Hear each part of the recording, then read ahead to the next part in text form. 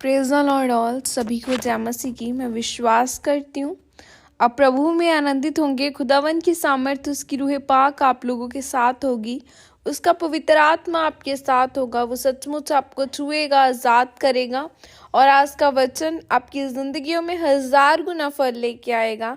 और आओ मैं उस पाक और पवित्र वचन को आपके लिए पढ़ती हूँ, जो वचन हमें परमेश्वर के दास अपोस्टल अंकुर यूसुफ निरूला जी द्वारा और परमेश्वर की दासी पास्टर सोनिया यूसुफ निरूला जी द्वारा दिया जाता है। आओ मैं उस पाक और पवित्र वचन को आपके लिए पढ़ती हूँ। उन्नति कब होती है? जैसे कि पवित्र बाइबल इफिसियों 4:2 में लिखा है, अर्थात सारी दीनता और नम्रता सहत और धीरज धरकर प्रेम से एक दूसरे की सह लो। आमीन। मेरे प्रियो, बाइबल बताती है कि पौलुस ने यह वचन एक विश्वासी को और एक सेवक को भी कहा है कि कोई गंदे शब्द, घिनौने शब्द, अश्लील शब्द तुम्हारे मुंह से ना निकले। सिर्फ वही निकले जो दूसरों की उन्नति के लिए हो, ताकि जो लोग तुम्हें सुने वो आशीषित हो। जब मैं मसीह में शुरुआत में आया था, तब हम जब प्रार्थना करते थे तो सामर्थ्य महसूस होती थी, लेकिन उसके बाद जो हमारा लड़कों का ग्रुप था उसमें हम ठट्ठा मजाक हंसी करते थे और प्रार्थना करने के बाद हम इधर उधर की बात और गंदे शब्द, अश्लील शब्दों का उपयोग करते थे। फिर जब मैं घर रात को 11-12 बजे 1 बजे वापस जा रहा होता था तो मुझे खाली लगता था और मैं सोचता था कि मैं इतनी प्रार्थना करके आया हूँ, लेकिन मुझे खाली क्यों लग रहा है। वचन में लिखा है, वह शेद वाली थैली में कई बार हम डालते हैं और वह निकलता है। इसी तरह मैंने जो कमाया था उसे शैतान खा रहा था। तब मुझे वचन का ज्ञान नहीं था। मेरे प्रियो, वचन में लिखा है कि पवित्र आत्मा को शोकित मत करो। अगर आप टीवी पर देखेंगे तो गाली निकालना यह आम हो गया है। पहले यह टीवी पर नहीं था। अब दुनिया में लोग ज़्यादा श्राप के नीचे हैं। क्यों? क्योंकि उनके लिए गाली निकालना आम हो गया है। और अब तो परमेश्वर के भवन में भी गंदे शब्द निकालना शुरू हो गए हैं। तो सोचो कि परमेश्वर का पवित्र आत्मा कितना शोकित होगा।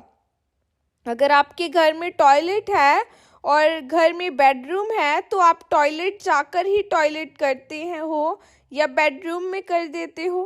परमेश्वर का भवन जो एक पवित्र स्थान है, वहाँ तो गंदी बातों की चर्चा तक नहीं होनी चाहिए। परमेश्वर ने कहा, आवश्यकता के अनुसार तेरे मुंह से यही निकले जिससे दूसरों की उन्नति हो और सुनने वाले पर अनुग्रह हो। क्या जो हम बोल रहे हैं उससे सुनने वाले पर अनुग्रह आ रहा है? क्योंकि अगर एक लीडर को ही मालूम नहीं है कि वचन क्या है, तो एक नए विश्वासी का कोई दोष नहीं।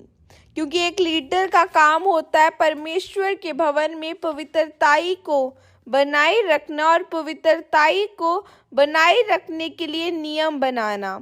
आपके परिवार में पवित्रताई को बनाए रखना आपका काम है, बाप का और माँ का काम है ऐसे गंदे शब्दों का उपयोग न करना। मेरे प्रियो, मुझे 2004 में एक परमेश्वर का दास मिला और उसने बताया कि अगर बेटा उन्नति करना चाहते हो तो परमेश्वर के सामने कुड़कुड़ाना छोड़ दो और किसी चीज़ के लिए कुड़कुड़ाओ नहीं कि ये क्यों हो रहा है, ये देरी से क्यों हो रहा है, जल्दी क्यों हुआ।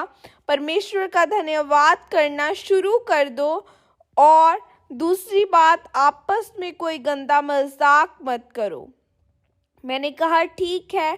फिर उसने कहा कि अगर 60 साल की उन्नति अगर 6 महीने में लेना चाहते हो या 20 साल की उन्नति 2 महीने में लेना चाहते हो तो यह काम करो। फिर उसके बाद मैंने मसीह में आने से के पहले साल में ठट्ठा मजाक करना छोड़ दिया।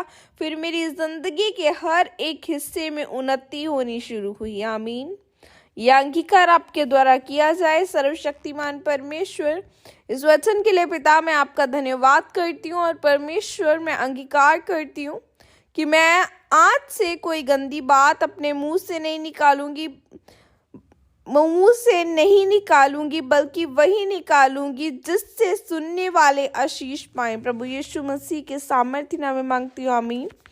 हालेलुया। आज मैं खुदावन यीशु मसीह के नाम में आपके शब्दों को पवित्र करती हूँ। खुदावन के पाक ब्लड में छुपाती हूँ आपके शब्दों को, कि आपके मुख से जो निकले वो दूसरों के लिए आशीषित होने का कारण ठहरे। खुदावन आपको बरकतें दे, वो आपके जीवनों को ब्लेस करे। God bless you all. Praise the Lord. जय मसीह की सबको।